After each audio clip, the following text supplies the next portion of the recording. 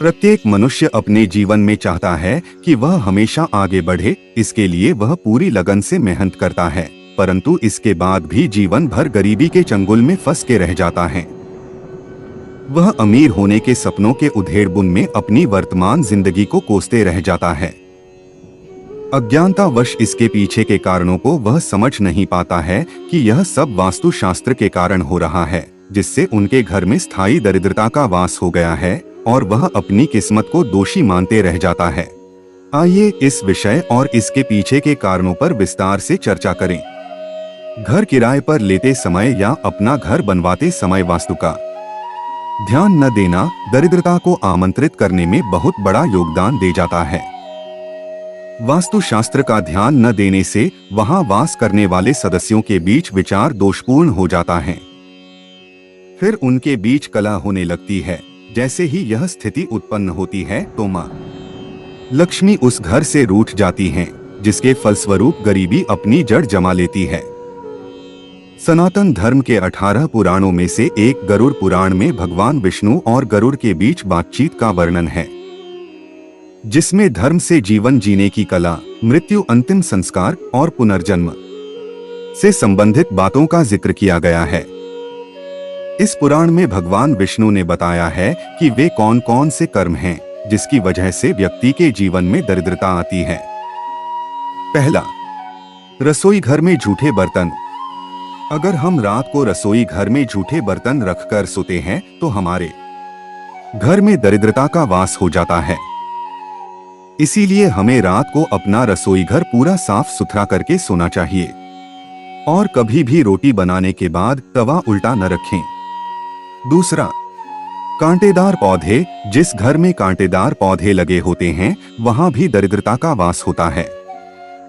इसीलिए हमें कांटेदार पौधे जैसे कि गुलाब, कैक्टस आदि पौधों को घर से बाहर लगाना चाहिए। तीसरा, ग्रह कलेश। जिस घर में ग्रह कलेश रहता है उस घर में भी दरिद्रता का वास होता है। इसीलिए घर में लड़ाई झगड़ा नहीं करना चाहिए, हमें आपस में मिलजुल कर रहना चाहिए। चौथा, दीपदान। जिस घर में संध्या के समय अंधेरा रहता है और दीपक नहीं जलता वहां पर भी दरिद्रता का वास होता है। शाम को एक बार हमें पूरे घर में प्रकाश करना चाहिए और भगवान का भजन करना चाहिए। पांचवा, सफाई। जिस घर में गंदगी रहती है वहां भी दरिद्रता निवास करती है। इसलिए अपने घर में पूर्णतया सफाई रखनी चाहिए और कहीं भी जाले इत्यादि नहीं लगने देने चाहिए। छठा, मैले वस्त्र धारण करना। गरुड़ पुराण के अनुसार जो लोग मैले वस्त्र यानी गंदे कपड़े पहनते हैं, धन की देवी लक्ष्मी उन्हें त्याग देती हैं। इसलिए हमें प्रतिदिन स्नान करके सदैव स्वच्छ वस्त्र धारण करने चाहिए। स्वच्छ रहने वाले पर मां महालक्ष्मी की कृपा हमेशा बनी रहती है। सातवां, साफ सुथरा मंदिर। जिस घर में पूजा का स्थान साफ सुथरा नहीं होता वहां भी दरिद्रता वास करती है। इसीलिए हमें अपने पूजा स्थल को हमेशा साफ सुथरा रखना चाहिए। आठवां, सूर्य निकलने के बाद उठना। जो लोग सूर्य निकलने के बाद उठते हैं वहां भी दरिद्रता वास करती है। इसीलिए हमें प्रातःकाल उठना चाहिए, क्योंकि देर से उठने पर माता लक्ष्मी हमसे रूठ जाती हैं। नौवां, सूर्यास्त के समय भोजन। जब सूरज ढलने को हो या कहे दिन और रात के ठीक बीच का समय, तो याद रखें इस समय कभी भोजन न करें। साफ शब्दों में कहा जाए तो भोजन या तो 5:30 से पहले करें या फिर 7 बजे के बाद।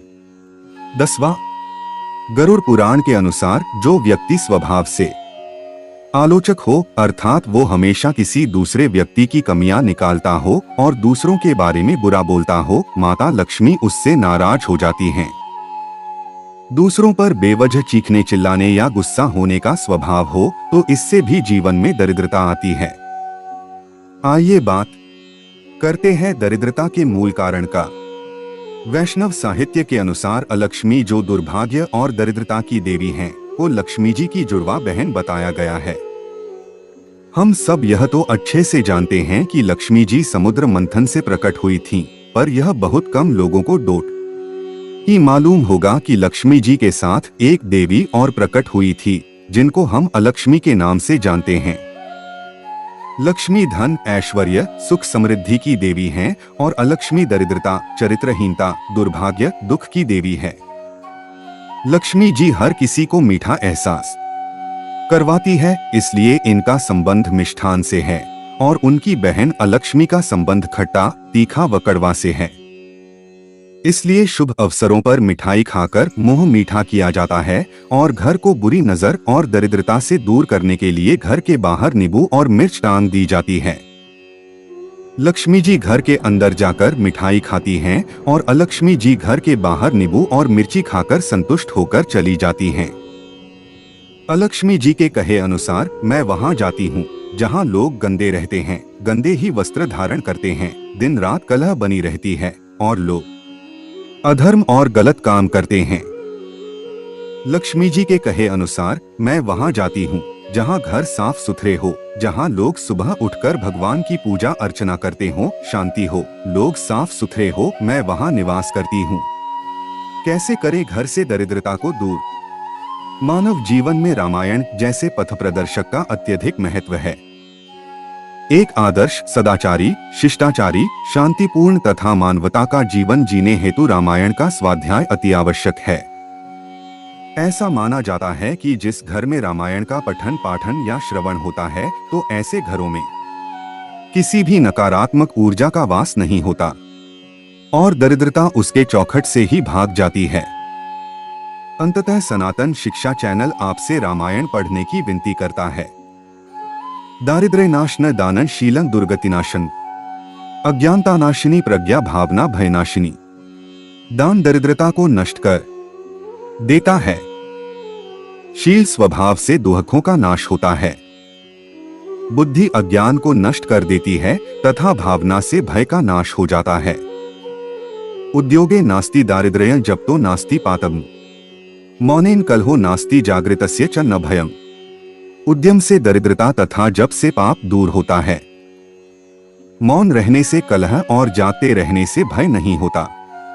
आपके यहाँ लक्ष्मी का स्थायी वास हो और दरिद्रता आपके घर से कोसों मील दूर रहे, इसी मनोकामना के साथ अगर आपको मेरी यह प्रस्तुति पसंद आई हो तो कृपया सनातन शिक्षा चैनल को अवश्य सब्सक्राइब करें।